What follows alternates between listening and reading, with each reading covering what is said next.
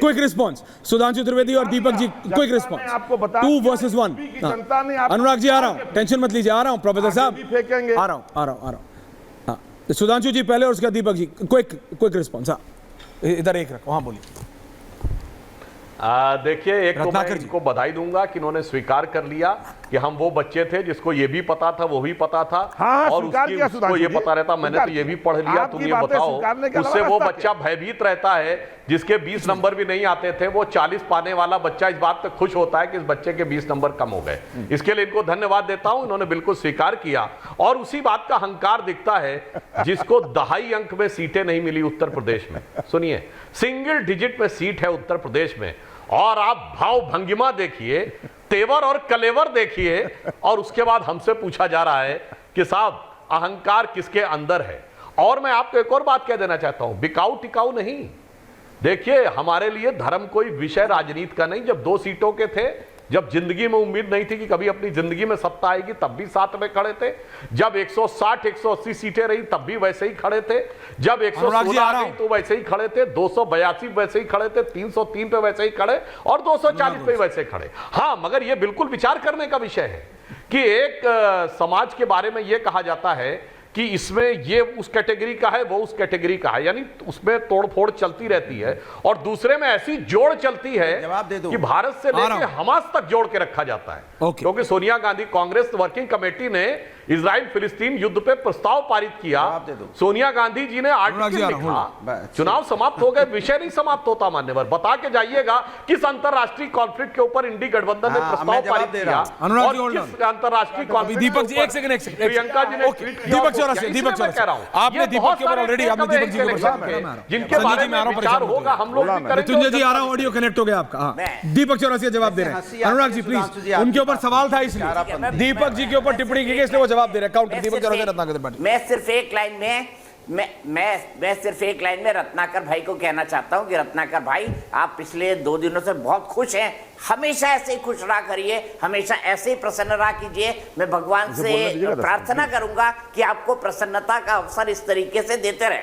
और दूसरी बात जो आपने फेक वीडियो वाली बात कही, वो राहुल जी का संदर्भ नहीं था, वो राहुल जी का संदर्भ नहीं था। अनुराग भाई ने एक दिन खेत में आलू लगाए थे, उन्होंने उसका वीडियो भेजा, इसलिए हम मजाक करते थे कि अनुराग भाई ने खेत में आलू उगाए, इससे सोना निकलेगा। मैंने बोला देखिए 37 सोने की सीट उससे निकल गई है, इसीलिए मैं अनुराग भाई को, अरे मेरे को उनका खट्टा मीठा वाला गोला भी खाना है। जोड़ना चाहते हैं तो कर लीजिए, मुझे कोई फर्क नहीं पड़ता। ओके दीपक दादा, हाँ बोलिए। दीपक जी, अगर आप संदर्भ को लेके बोल रहे हैं और गलत संदर्भ मैंने कोट कर दिया तो मुझे ऐश्वर्या कपूर, सुधांशु त्रिवेदी, मृत्युंजय त्रिपाठी और अनुराग भदौरिया और संजय सिंह के सामने आपसे क्षमा मांगने में कोई गुरेज नहीं रही। जो आप, मैं क्षमा मांग लेता हूं संदर्भ के। नहीं, कोई बात नहीं, बड़े भाई कुछ भी कह सकते हैं। रही बात जो आपने सर बोली ना, तो मैं तो आपका शो बहुत देखा, लगता है आपने देखा ही नहीं। ऐश्वर्या कपूर मुझसे बहुत चिढ़ते हैं, लेकिन मुझसे पूछ लीजिए कि मैं जिंदगी भर मुस्कुराता ही रहा हूं। अभी 1 दिन पहले मैंने सुधांशु त्रिवेदी ने कहा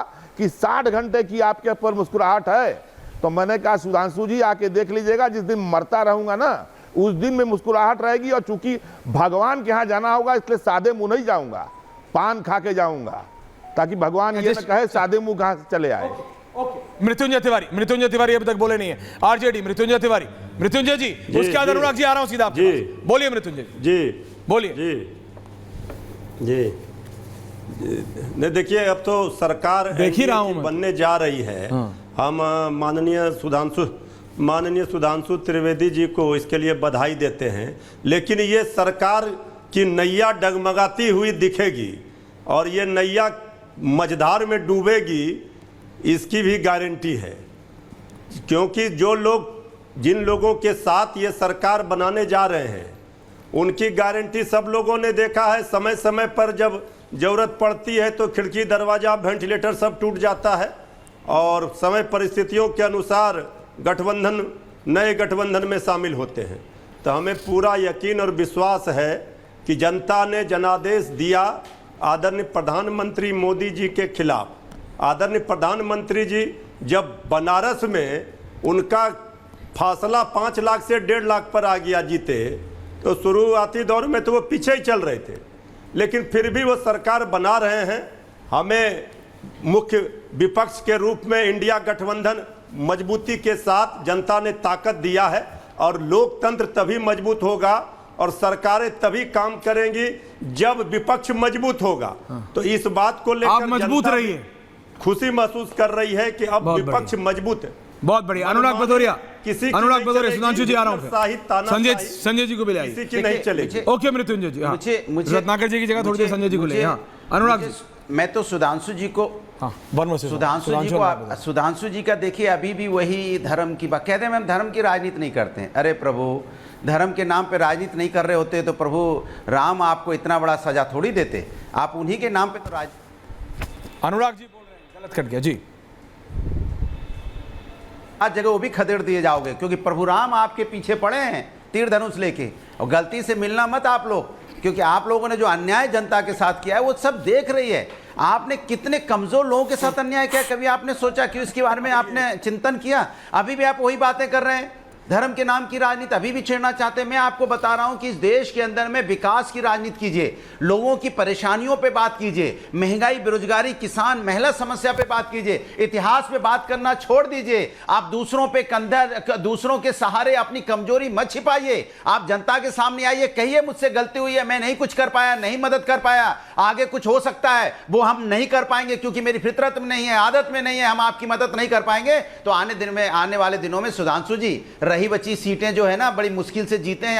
आपको याद दिला दें, लखनऊ मात्र आप 75 हजार से जीते हैं, जहां 3.5 लाख से जीतते थे, बची गए। इसलिए थोड़ा सा ख्याल कर लीजिए और लुटियन जन छोड़ दीजिए। लखनऊ आ जाइए, जनता के हाथ जोड़िए, जनता से कहिए जनता हम आपके बीच में। आप और आपके नेता जो लुटियन जोन में जाके बस गए हैं ना, बीजेपी के सारे नेता, और दूसरों को लुटियन जोन बोलते हो, और जो खान मार्केट और जो आप वहां पे सब लोग मौज ले रहे हो, इससे अगर बाहर नहीं आओगे तो आने वाले दिनों में सपा चट है। जनता आपको देखना नहीं चाहती है क्योंकि आप जनता के बारे में आपने कभी नहीं सोचा। अग्निवीर जैसी योजना आपने लागू कर दी, 4 साल की नौकरी, और खुद तो चाहते हो हम 5 साल तक सांसद रहें और राज्यसभा में तो 6 साल तक सांसद रहें, और एक युवा को आप मात्र नौकरी 4 साल की देना चाहते हैं। फिर भी आप अकड़ के बैठे यहाँ पे सीना तान के बातें कर रहे हैं। थोड़ा तो सोचिए, युवाओं ने आपको नकार दिया है। महिलाओं पे जो अत्याचार हुआ उसके बारे में आप चुप्पी साधे रहे, आप महिलाओं के अन्याय के खिलाफ आवाज नहीं उठाई, फिर भी आप बोलने को तैयार नहीं। आज भी मैं जीतने के बाद भी मुझे दर्द हो रहा है कि हमें कम से कम नहीं तो हमें सरकार में होकर कम से कम उनकी मदद कर पाएंगे, फिर भी करेंगे। हम विपक्ष में मजबूती से उनकी मदद करेंगे, लेकिन आपको अभी भी इस बात का सुधांशु जी कुछ तो डिस्कनेक्ट बीजेपी का हुआ है। I am not going by what Anurag Bhadauria is saying.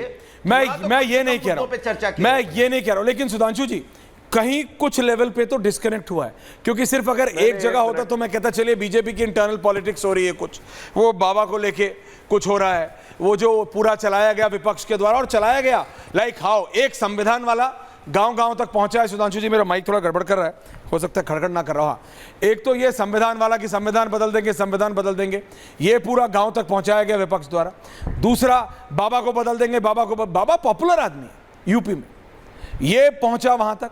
और उसके बाद लेकिन बंगाल में क्या हुआ? बंगाल में तो बाबा नहीं, महाराष्ट्र में ये जो वॉशिंग मशीन वाला पॉइंट जो आज अनुराग भदौरिया नहीं उठा रहे हैं, रत्नाकर नहीं उठा रहे हैं, ये संजय मिश्रा नहीं उठा रहे हैं, दीपक दादा, ये एक रियल इशू है कि सुधांशु जी मैंने आपसे पूछा था कि आप अशोक चव्हाण साहब को भी ले आएंगे, 24 घंटे बाद प्रधानमंत्री के बोलने के आप अजीत पवार को भी ले आएंगे, ये सब बीजेपी के लिए डेट्रीमेंटल होगा।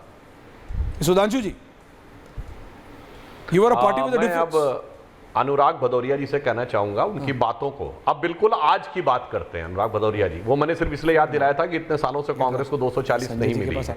अब आज की बात करते हैं। आपको याद नहीं है, आप जिस विधानसभा से चुनाव लड़े थे वहां से अकेले हमारी लीड 73,000 की है, और बाई इलेक्शन में हमारा कैंडिडेट 52,000 से जीता है।